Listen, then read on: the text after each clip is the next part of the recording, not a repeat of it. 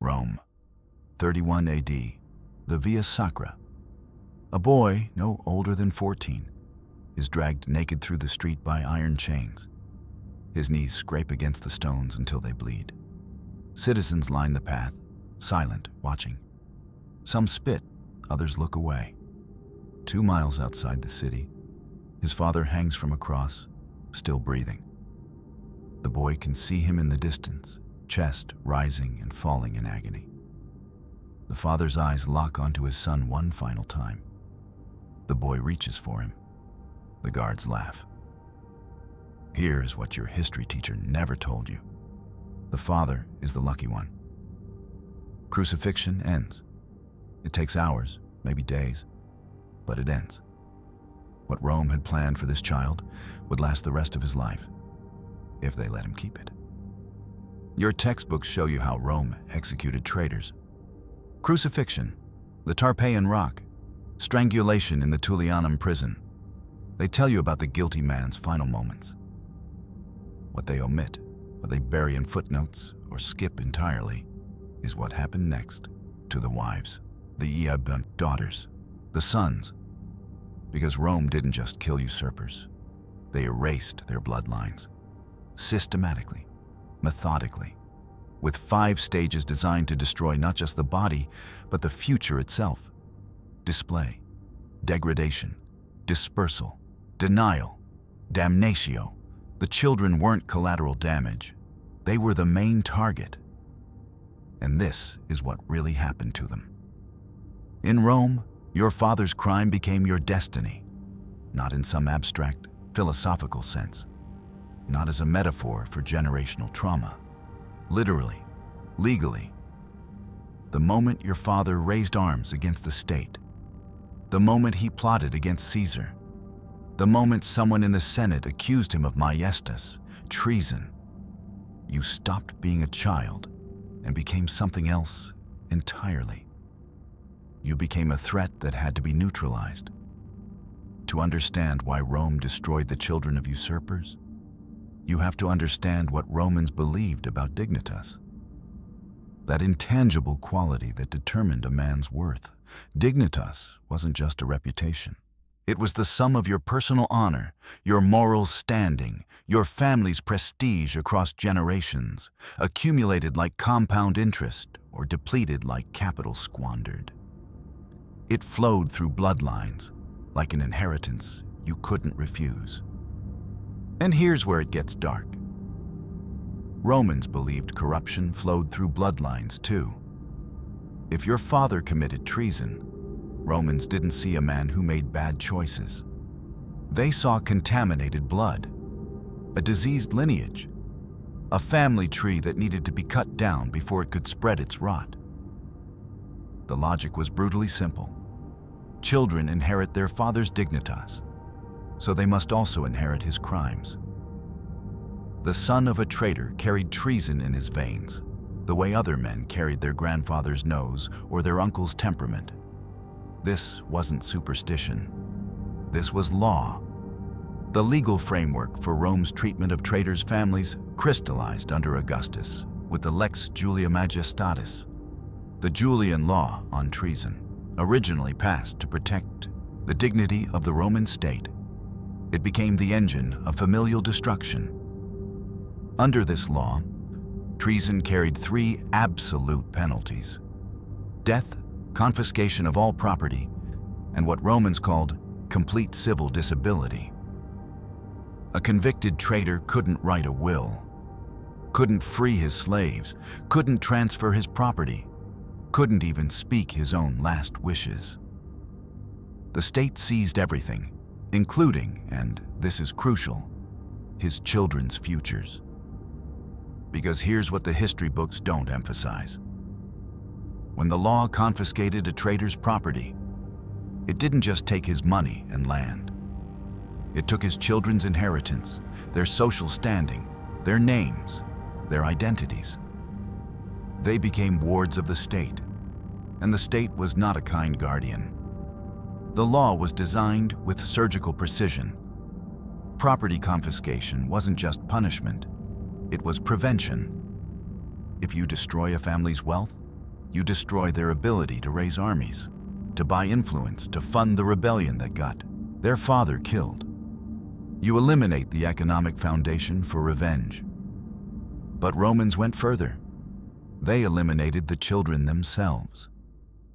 In the Senate debates over how to handle traitors' children, and yes, these debates happened, the winning argument always came down to the same agricultural metaphor.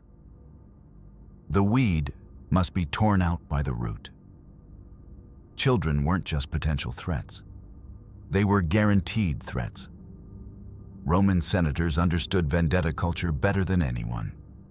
They knew that a boy who watched his father die, who lost everything he had, who grew up branded as the son of a traitor, that boy wouldn't forgive. He would wait. He would plot. He would become exactly what his father had been, but more dangerous because he had nothing left to lose. So Rome developed a doctrine: inherited guilt. The concept was elegantly ruthless.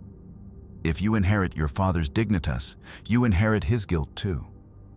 If he was a traitor, you are a traitor. Not potentially, not theoretically, but actually. The crime lives in your blood. And just as Rome would never trust a known traitor with power, it could never trust his children.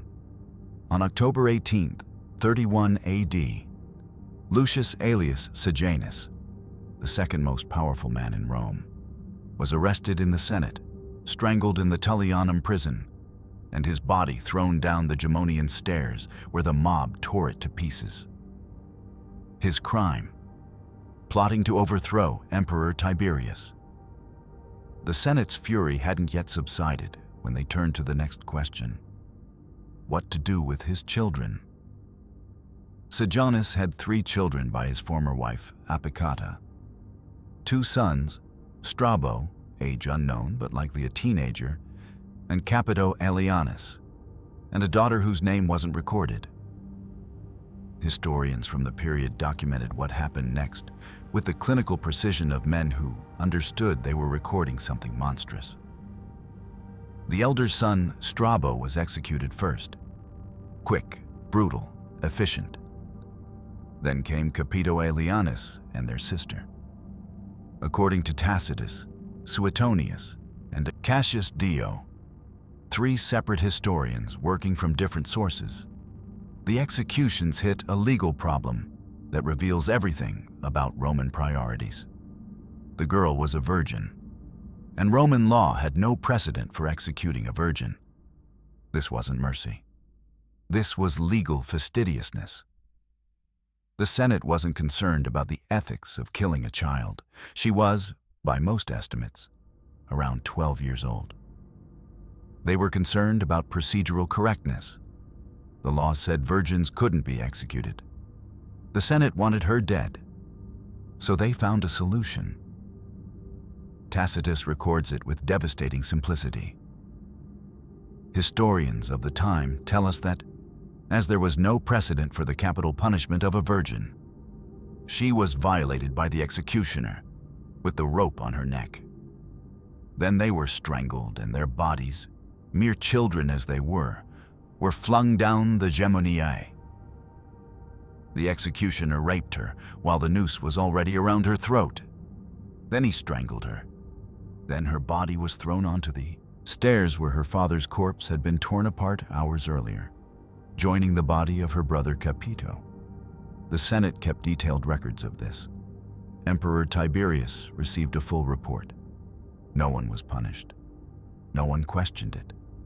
Because in the logic of inherited guilt, this wasn't murder, it was preventative justice. The daughter, whose name we don't even know, wasn't killed for anything she'd done. She was killed for what she might become, for the rebellion she might inspire, for the revenge she might seek when she comes of age. For the simple fact of carrying her father's blood, she died screaming that she would do so no more, and asking what was her offense, begging for a childish chastisement instead. She couldn't understand why she was being dragged to the prison. She was 12. She thought she could apologize on her way out of execution, but Rome wasn't punishing her for misbehavior. Rome was eliminating genetic liability. The frightening part isn't that this happened. The frightening part is that Roman jurists, the great legal minds of their civilization, developed sophisticated philosophical justifications for why it had to happen. The argument went like this: the state has a duty to protect itself. Traitors demonstrate that certain bloodlines are capable of betrayal. Children inherit the character of their fathers. Therefore, children of traitors inherit the capacity for treason.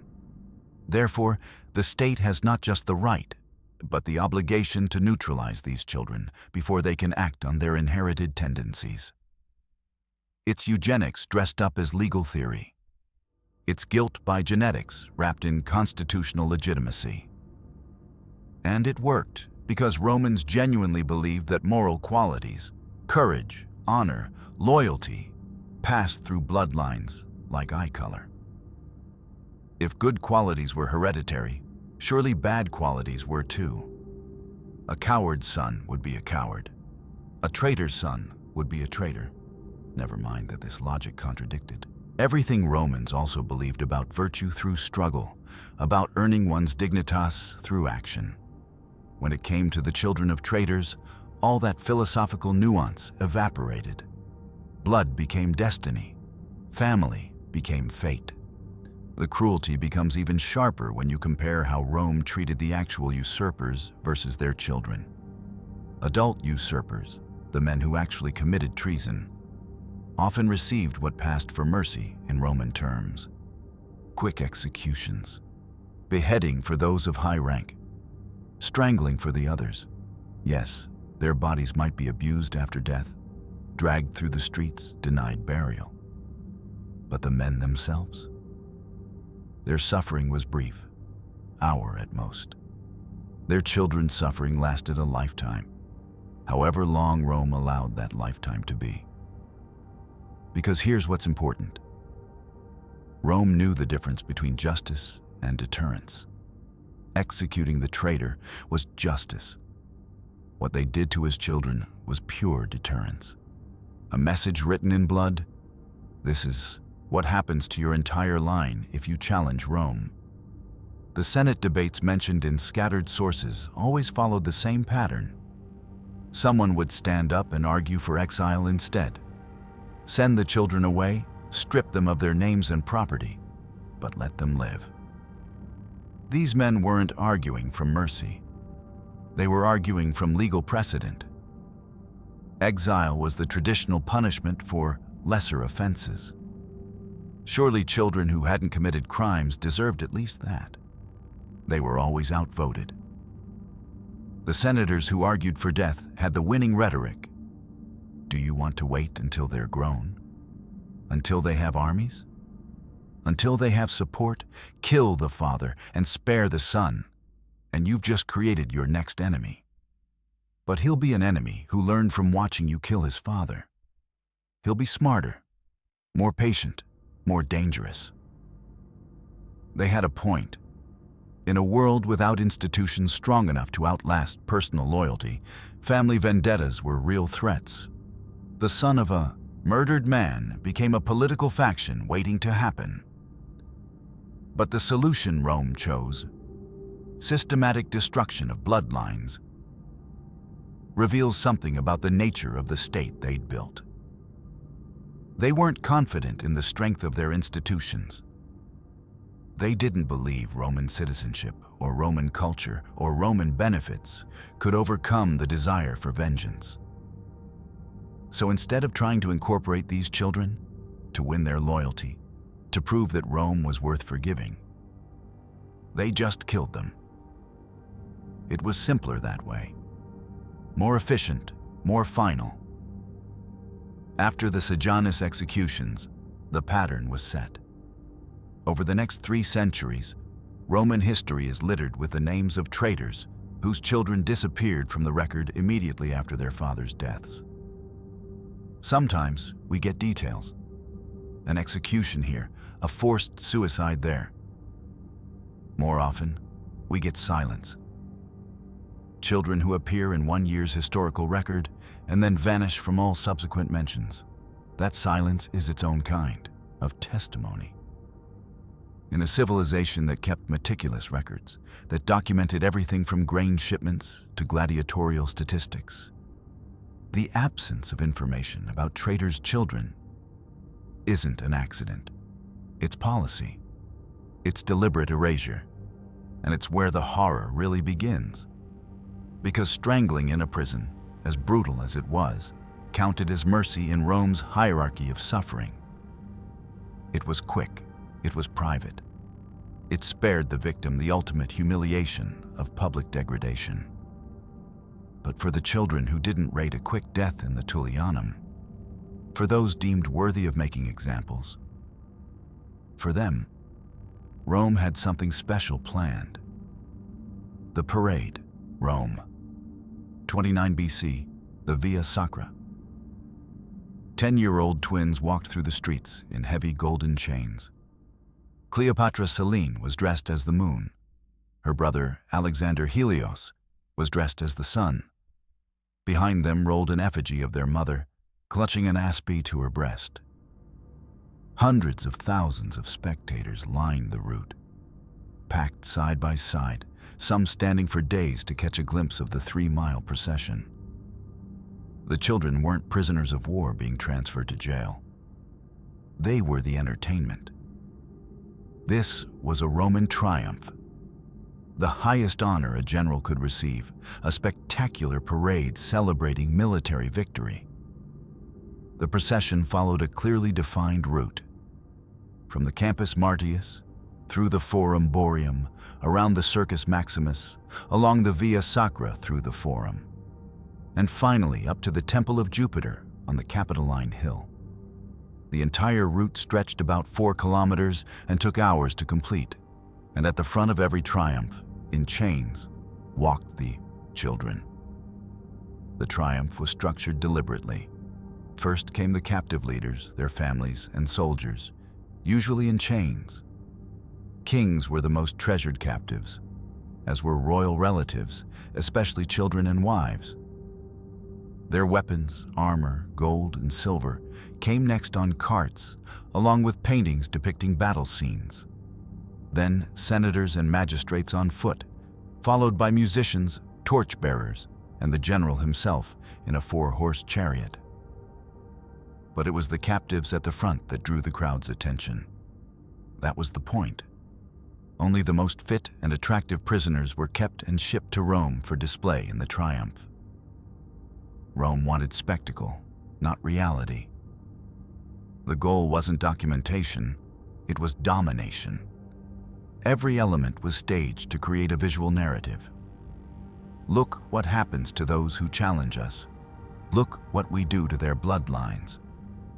Children occupied a designated position in this choreography. They walked immediately in front of the general's chariot, creating a visual juxtaposition between the victorious commander and the defeated dynasty. The symbolism was surgical. Here is power, there is its destruction. Here is Rome's future, there is your future ended. The age range varied, infants to teenagers. Some were too young to understand what was happening. Others were old enough to remember when they'd been royalty. Caesar's Gallic triumph in 46 BC became the template for how to weaponize children's suffering for propaganda. The star captive was Vercingetorix, the Gallic chieftain who had nearly defeated Caesar. He'd been imprisoned in the Tullianum, Rome's underground death cell, for almost 6 years, waiting for Caesar to return and claim his triumph. 6 years in darkness, 6 years knowing exactly how his story would end. Historical sources don't record whether Vercingetorix had children who survived the war. But Caesar's triumph displayed other captives from the Gallic campaigns, prisoners who had watched their world burn, who had spent years in Roman custody, who now had to perform their own defeat for Roman entertainment. The procession lasted for hours. The route was slow and deliberate, designed to maximize visibility. Economic activity died down, and inhabitants gathered along the established route, wanting to admire the treasures and the conquered world. For the captives in chains, 6 hours of public humiliation, 6 hours of spitting crowds, 6 hours of walking toward your own execution. Some of the younger captives, according to scattered references in historical accounts, didn't understand the ritual. One child, whose specific identity is lost to history, but whose question was recorded in the oral traditions that later historians referenced, reportedly asked soldiers along the route a question that reveals everything about the cruelty of the triumph. "When can I see my father?" The father had been strangled in the Tullianum 6 years earlier. No one answered the child. Rome dressed its captive children deliberately. Cleopatra, Selene, and Alexander Helios were forced to wear costumes as the moon and sun. The celestial names their father Mark Antony had bestowed upon them at the height of their power. What had once been symbols of divine authority became props in their humiliation. For other captives, particularly those from royal families, Rome displayed them in their father's royal clothes, now reduced to rags. The message was layered. You were kings. Now you're nothing. Your father's dignity clothes you in shame. Everything you inherited, power, status, identity, is now a costume in our theater. The crowd understood the symbolism. They were meant to. The cobblestone streets of Rome were awash with the shimmering splendor of gold, silver, and ivory. Plunder from conquered territories. Spurred on by each other and goaded by wine, the crowds were often drunk and riotous with delight. But when the children appeared, something changed. Historical accounts mention a hush falling over jeering crowds when they saw Cleopatra's children manacled beside their mother's effigy. Not from mercy, from satisfaction. This was what they came to see. At certain points along the route, the procession would slow or stop. When the wagons in the procession began their turn from the Forum to the Capitoline, the captive leaders were ordered to be led into the carcer, the state prison, to await their death. But before that final separation, there was another ritual. The children were brought before the triumphant general, often in the presence of the emperor or at a designated viewing platform. The ritual was consistent. The children were forced to bow, forced to beg for mercy that was never granted. The general would remain seated, unmoved, while the defeated dynasty prostrated itself. Sometimes he would say something.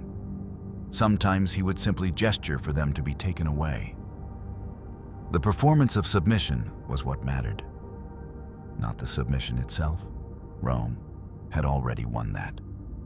But the performance of it for the crowd, the visual proof that Rome's dominance was total, that no bloodline was too noble, no child too young to escape humiliation.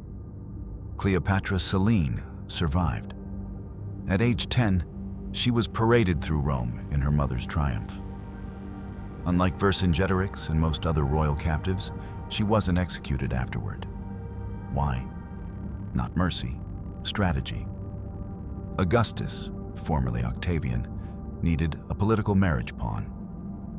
Cleopatra Selene was the daughter of 2 dynasties, Ptolemaic Egypt through her mother, Roman nobility through her father, Mark Antony. She was too valuable to waste. Around 25 BC, she was married to King Juba II of Mauritania, another of Augustus's captive children, turning them into co-rulers of a Roman client kingdom. Her survival makes the system even more clear. Children of usurpers weren't killed because Rome was cruel. They were killed when they had no political value. Cleopatra Selene had value, so she lived, but only after being used as a spectacle, only after years in Octavia's household, only after Rome had extracted every drop of propaganda from her suffering. Her twin brother, Alexander Helios, disappeared from the historical record almost immediately after arriving in Rome. One twin preserved as a chess piece, one twin discarded. The calculus was that simple. Their younger brother Ptolemy Philadelphus likely perished before even reaching Rome. Only the twins were paraded as captives in Augustus's triumph. He was too young to be useful propaganda, so he vanished. No execution record, no mention, just absence where a child used to be. Why did Romans come to watch this? Why did hundreds of thousands of people stand for hours, sometimes days, to see children humiliated? The triumph served multiple functions. It was celebration of Rome's military victories, propaganda showcasing the courage of Roman soldiers and the favor of the gods, and one of the highest honors a Roman man could achieve. But it was also something darker, a mass ritual of collective dominance. When you've spent years worrying about Gallic invasions, about Parthian armies, about Egyptian queens who might overthrow your government, seeing those threats reduced to chained children creates a specific psychological satisfaction. The fear is gone. The danger is neutralized. The empire is safe, and the children's suffering is proof. Throughout the triumph, music played. People shouted slogans in honor of the winner, and flowers were thrown along the procession. It was celebration fused with cruelty. The two weren't separate experiences. The cruelty was what made the celebration meaningful. Without the visible proof of destroyed bloodlines, without the spectacle of royal children reduced to captives, the victory wouldn't feel complete. The triumph wasn't just telling Romans that Rome won. It was showing them that challenging Rome meant erasing your family's future. It was saying, see what becomes of those who challenge Rome. And everyone got the message. Along with the bull sacrifice at the temple of Jupiter, the public execution by strangulation of selected prisoners took place. The carcer was a stop along the procession route, near the Forum, where captive leaders were separated from the procession and led into the prison to await death. For most captive children, the triumph ended at the Tullianum. Having been paraded through the Forum, enemy leaders were left at the carcer, while the triumphator proceeded up to the temple of Jupiter to dedicate the spoils of war. The prisoner would then be executed in the Tullianum, lowered into the pit through a hole in the ceiling. Quick, brutal, efficient. The crowd got its spectacle. The general got his glory. The state got its message delivered. But for the children who survived, for those deemed valuable enough to keep, like Cleopatra Selene, the triumph was just the beginning. They had to live with what came next. Assimilation into the families that had destroyed theirs. Marriage to strangers for political advantage. Watching Rome use their names and their bloodlines as tools of empire. Immediate death created martyrs. It created stories of defiance, of noble suffering, of resistance that inspired future rebellions. But erasure? Forcing children to become Romans, to serve Rome, to produce Roman heirs who would never challenge the empire because they'd been shaped by it from childhood? That lasted forever. For those who survived the parade, the real horror was just beginning. Because Rome had learned something crucial. You don't need to kill every child of every usurper. You just need to make them understand that their identity, their family, their entire past belongs to Rome now, and they'll spend the rest of their lives proving they're grateful for it. The auction block stood in the Forum, near the Temple of Castor. War captives wore wreaths on their heads as they were sold sub corona, under the crown, a term that came to mean simply to be sold into slavery. Around each captive's neck hung a placard describing their origin, health, character, and any defects. Slaves were presented naked so buyers could see exactly what they were purchasing. For the children of executed usurpers, this was just the beginning. Rome didn't simply kill traitors' children. That would have been too quick, too clean, too merciful. Instead, they built a system, methodical, comprehensive, designed to destroy not just the body, but the identity itself. 3 paths diverged from the moment of a father's execution, and none of them led anywhere a child would want to go. The Romans had a punishment called damnatio ad metalla, condemnation to the mines. Conditions were dangerous and miserable, usually resulting in death. This wasn't hyperbole. This was mathematics. Life expectancy for mine slaves was usually only a few months at best. The most brutal assignments went to Spain, to the massive operations at Rio Tinto, where Pliny claimed around 10,000 slaves worked the mines in Baetica. The galleries were narrow, seldom more than 60 centimeters across and 1 meter high. Child slaves were common in mines, as they were considered useful for crawling through narrow spaces. They dragged ore in grass baskets through tunnels lit only by occasional terracotta lamps. When damp air contacted the sulfur in the rock, it produced sulfur dioxide and hydrogen sulfide. 6 to 18 months. That was the range. Some lasted longer if they were lucky, or unlucky depending on how you calculated mercy. For a slave, the fate of the mines was the worst of all fortunes, and with almost complete certainty meant spending the rest of their short lives without seeing sunlight again. Hauling mineral and stone or swinging a pick, always under threat of cave-ins. The children of Sejanus learned this firsthand. After Sejanus was executed in 31 AD for plotting against Tiberius, the Senate turned immediately to his offspring. His elder son Strabo, around 16, was strangled the same day as his father. Quick, efficient, the closest thing to mercy Rome offered. But his middle son, Capito Aelianus, age 14, received something different. Historical sources suggest he was castrated and sold to a Syrian brothel, though the exact details remain murky in the historical record. What we know for certain is that he disappeared into the slavery system, his identity erased, his future destroyed. Their sister, whose name the Romans didn't bother recording, faced the horror I mentioned in chapter 1. Roman law prohibited executing virgins, so the executioner raped her with the noose already around her throat, then strangled her. Her body was thrown onto the Gemonian stairs beside her father's corpse. She was 12 years old.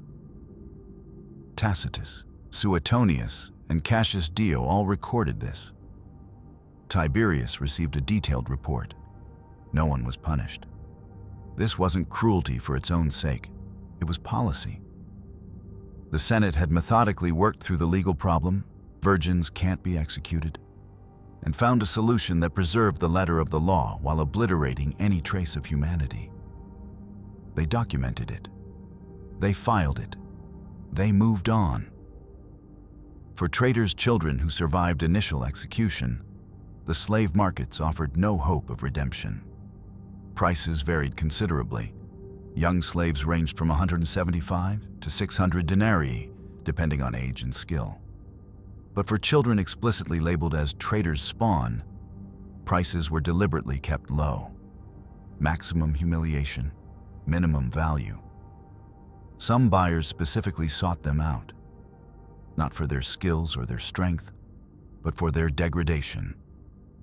Owning the child of a man who challenged Rome became its own status symbol. Proof that you were on the winning side, that you could literally own your enemy's future. This path was perhaps the cruelest because it wore the mask of mercy. After certain revolts, particularly those that threatened Rome's grip on entire regions, the state didn't just kill rebel children, it absorbed them. Forced assimilation dressed up as clemency. The aftermath of the Bar Kokhba revolt in 135 AD provides the clearest example. The revolt had catastrophic consequences, resulting in massive loss of life, widespread enslavement, and extensive forced displacement, with some estimates suggesting 2/3 of Judea's Jewish population died. For the surviving children of rebel leaders, Rome implemented a psychological warfare strategy: adoption into Roman auxiliary families, specifically families of loyalists who had died fighting the revolt. The children were given new names, required to worship at their adopted father's tomb, the tomb of the man who died killing their real fathers, forced to participate in festivals that mocked their original culture and religion. Some sources suggest these children were later used as translators during subsequent rebellions, their knowledge of Jewish customs and language weaponized against their own people. They became living tools of occupation, their identity so thoroughly scrambled they could no longer distinguish enemy from family. The adoption system served multiple functions. It removed potential future rebels from their cultural context. It rewarded loyal Roman families with free labor disguised as children. And it created a generation of psychologically broken individuals who would never pose a threat because they'd been taught to see their own heritage as the enemy. For daughters of traitors from wealthy families, there existed a third option that Romans called an honor: conscription into the Vestal Virgins. Normally, becoming a Vestal Virgin was the highest achievement a Roman girl could aspire to. Vestals could own property, vote, write wills, and had the power to free condemned prisoners. They were selected from the highest-born families, lived in luxury, and after 30 years of service, retired with generous pensions and universal respect. But for traitors' daughters, the Vestal order became a prison with the illusion of prestige. The 30-year vow of chastity was absolute. Any sexual relationship was considered incest and treason. The punishment? Burial alive in the Campus Sceleratus, or evil fields with a few days of food and water. This solved a legal paradox.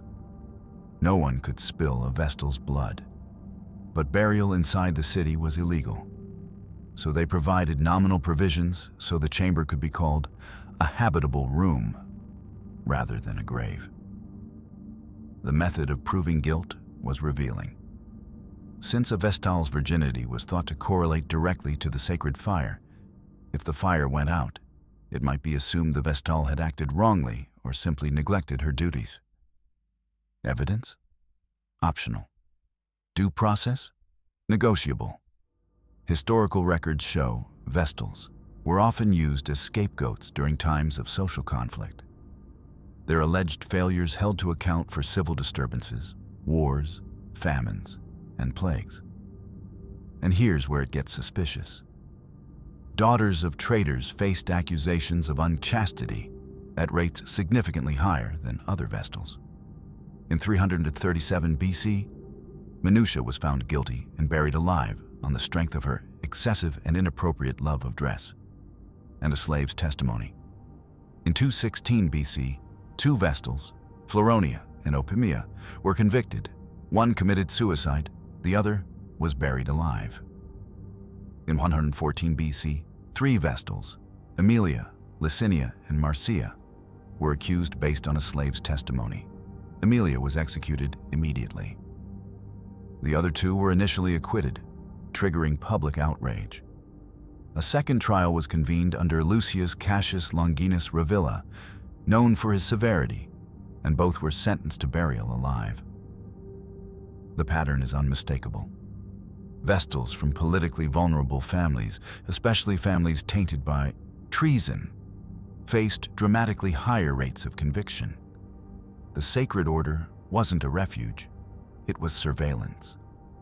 30 years of constant monitoring, waiting for a single misstep that could be interpreted as divine disfavor, which would then justify execution. For traitors' daughters, the Vestal order was a slow-motion death sentence wrapped in religious ceremony. They weren't honored. They were contained, monitored, and when politically convenient, they were eliminated with the same methodical efficiency Rome applied to everything else. These three paths weren't random. They were calculated. Rome had learned from centuries of putting down revolts that killing the father created a martyr. But systematic erasure of his children? That created nothing. No story to tell, no hero to remember, just absence. Slavery destroyed the body through labor. Adoption destroyed the mind through forced assimilation. Temple service destroyed the soul through isolation and constant threat. And when historians centuries later tried to piece together what happened to these children, they found mostly silence. Names missing from records, family trees with branches that simply stopped. Individuals who appeared in one document and vanished from all subsequent mentions. That silence wasn't accidental. That was the point. But Rome didn't just destroy their futures. They destroyed their pasts. And this is where it gets truly methodical.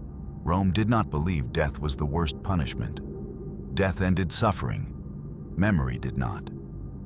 So when Rome wanted to make sure a man was not merely defeated, but undone, it reached for a sentence more precise than execution. Damnatio memoriae, the condemnation of memory. Not just for the man declared an enemy of the state, but for his children, for his blood, for every future generation that might remember him and ask why. This chapter is not about killing children. It is about what Rome did instead. When a man was condemned under damnatio memoriae, the law treated him as if he had never existed, not disgraced, not executed, erased. For his children, this produced a legal reality unlike anything modern systems attempt. They were forbidden from speaking their father's name anywhere to anyone, claiming his family name, inheriting his property, debts, or honors, being buried in the family tomb. These were not symbolic restrictions. They were enforced. To say the forbidden name aloud was not an act of mourning. It was defiance. And Rome punished defiance swiftly. Children learned this early, often violently. Rome did not rely on silence alone. It institutionalized erasure. Officials were assigned to hunt down traces of the condemned man's existence. Not rumors, not rebellion, but memory itself. Stone inscriptions were chiseled away until names vanished into scars. Portraits were smashed, busts decapitated. Household shrines were dismantled, family documents burned. But the most invasive work happened inside homes. Neighbors were questioned, teachers were interrogated, friends were pressured to report what a child said in private. Anyone who spoke the erased name with sympathy faced punishment. Fines, confiscation, exile. Repeat offenses escalated.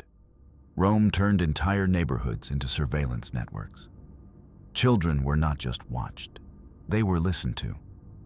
Imagine being 6 years old and learning that a word, your father's name, is illegal, that remembering is a crime, that grief is evidence.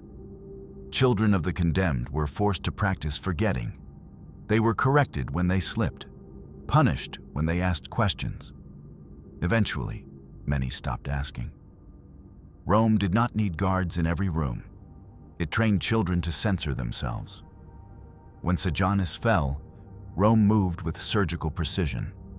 His statues were destroyed. His name was cut from public records. Even references to him in official correspondence were removed or altered. But the state was not finished. His children were declared legally disconnected, not only from him, but from each other. They were forbidden from acknowledging sibling relationships. No shared mourning, no shared identity. To admit kinship was to acknowledge the erased father. One daughter survived the initial purge. Temporarily, she was sold into slavery, stripped of status, name, and protection. Years later, according to Roman accounts, she was seen wandering the streets of Rome. She screamed one word, her father's name. She was arrested, not for treason, not for conspiracy, but for disturbing the peace. The charge listed was simple: invoking a non-person. Rome executed her, not because she plotted revenge, but because she remembered. This is the core of Roman cruelty. The state did not say, "Your father was a traitor." It said, "Your father never existed." If you say otherwise, you are lying. If you persist, you are dangerous.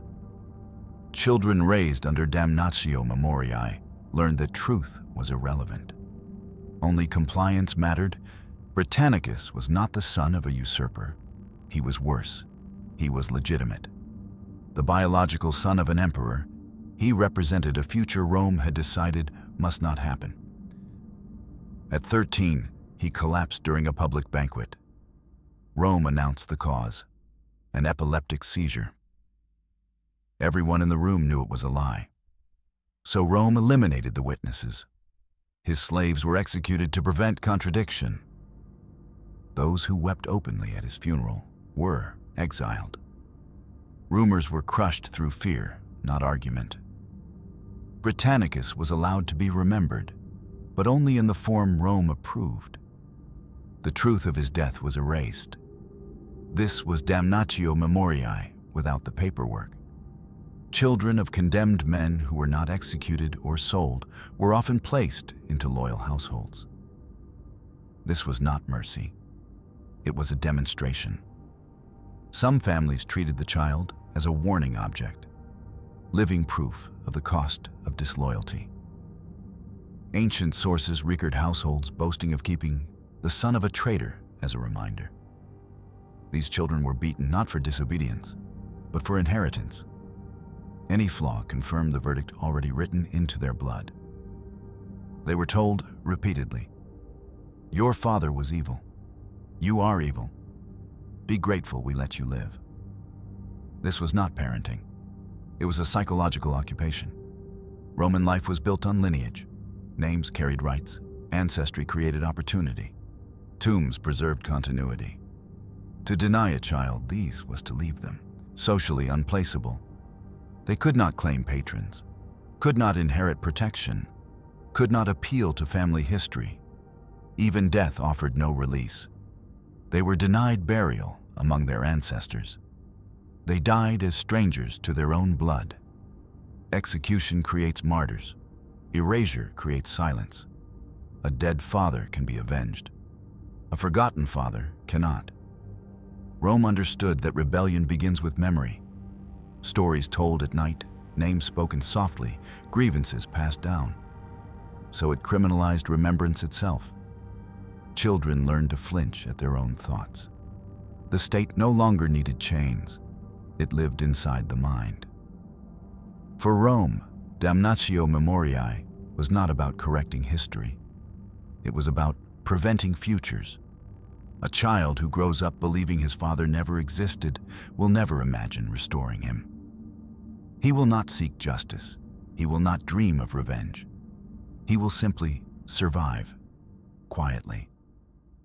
And if you think this punishment was reserved for Roman citizens, for senators' sons and imperial heirs, you have not yet seen what Rome did to the children beyond its walls. Inside Rome, cruelty wore out. There were hearings, witnesses, crowds, laws that at least pretended to restrain violence. Beyond Italy, none of that applied. In the provinces, Rome ruled through governors invested with imperium, absolute authority in war zones. No Senate oversight, no popular assemblies, no appeal. What happened to children there was not punishment.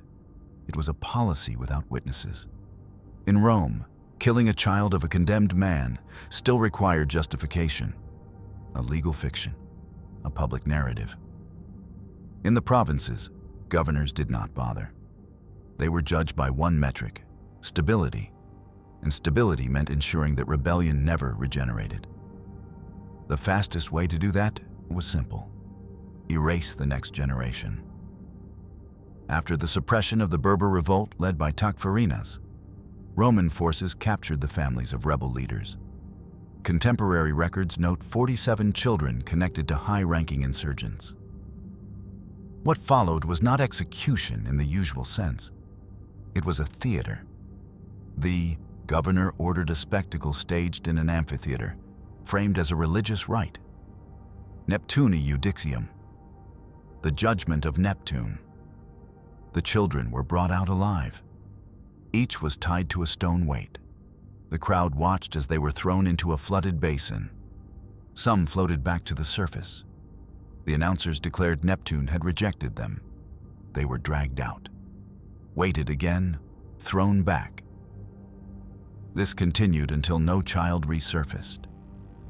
Ancient sources describe the process taking 3 hours, not because the method was inefficient, but because the point was duration. This was not about killing children. It was about teaching a population what resistance cost across generations. When Jerusalem fell, Rome captured tens of thousands. Many were crucified outside the city walls, left alive long enough for families to watch. Children were not spared. After the war, Titus returned to Rome for his triumph. Ancient accounts record 700 Jewish prisoners paraded through the city. They mention many children. What happened afterward is fragmentary, but consistent. Most were sold into slavery. Some were held back for the arena. The Jewish historian Josephus records that some children were thrown from the Tarpeian Rock, an execution site traditionally reserved for traitors. He notes ages as young as 5 or 6.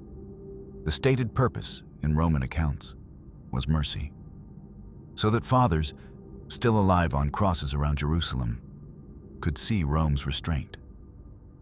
Rome wanted the parents to watch, not the children. When Boudica led her revolt, Roman retaliation was absolute. Villages were burned, fields destroyed, populations displaced. Her daughters were raped by Roman soldiers before the uprising. What happened to them afterward is uncertain. That uncertainty is the evidence. Roman historians do not record their fate. Tacitus suggests suicide. Cassius Dio hints at capture. Archaeological excavations at Camulodunum have uncovered juvenile remains in a ritual. Shaft, possibly sacrificial, possibly punitive. The evidence is contested, but one fact is undeniable. After the defeat, Boudica's daughters vanish from the record entirely. No marriage, no exile, no burial. In Roman history, silence is rarely accidental. After Vercingetorix was defeated, Rome focused not only on him, but on his bloodline. His children appear briefly in the triumph. Then they disappear. Roman census records conducted after the conquest list population adjustments. Entire extended families, over 200 individuals tied to rebel leadership, are noted as removed. Children under 12 vanish from tribal registers. No destination recorded. Modern historians estimate 300 to 500 children disappeared through these adjustments. No executions listed, no trials, just paperwork. This was genocide conducted through accounting. Roman armies were followed by slave traders. This was not incidental. There was a specialized market for the children of traders.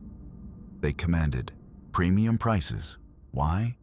Former nobility carried humiliation value. Young girls were profitable for obvious reasons.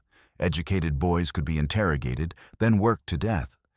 These children were not seen as people. They were assets. After the Lusitanian Wars, Roman forces rounded up the children of defeated Spanish rebels. Estimates suggest over 2,000 were sent to mercury mines. The most infamous were at Almaden. Mercury vapor kills slowly. The average survival time for a child laborer was 8 months. When they collapsed, their bodies were thrown into mine shafts. They were not buried. Excavations conducted in the late 20th century uncovered juvenile remains with severe mercury poisoning. Ages ranged from 6 to 14. They did not even warrant graves. Rome believed citizens required theater. Provincials required terror. In Italy, punishment had to look lawful. Beyond the walls, it only had to be effective. Children were not collateral damage. They were leveraged. And the worst part? Rome kept records. Meticulous, bureaucratic, unapologetic. They were not ashamed. This was policy. Rome called this justice. We call it administration. Children were not punished for what they did. They were punished for who they might become.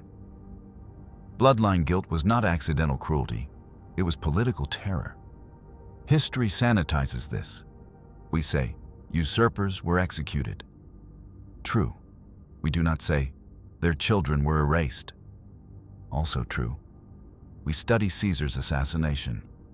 We forget the children strangled that same week for bearing the wrong name. We analyze Octavian's principate. We rarely ask what happened to the children paraded in his triumphs. This pattern did not die with Rome. Stalin's purges targeted children of enemies of the state.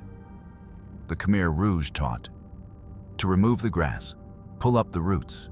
In Rwanda, the children of cockroaches are cockroaches. Rome did not invent cruelty. It perfected the framework. Here is the most disturbing truth. We have detailed records of 12 punishments Rome refined. We have scattered fragmented references to what happened to children. If this is what made it into the histories, what happened to the ones no one bothered to record? Picture this. Somewhere in Rome, a child kneels in a stranger's house. He is forbidden from saying his own name. He watches other children play with their fathers. His father is rotting on a cross outside the city. His future belongs to whoever owns him. His past has been erased. For him, crucifixion would have been mercy. This is the history that makes people uncomfortable. The kind that forces us to ask what else we've cleaned up for ourselves. If you think these stories matter, if you think victims deserve to be remembered even when their names were erased, subscribe and tell me, should we keep uncovering what history tried to bury? Because there are more buried stories than comfortable ones.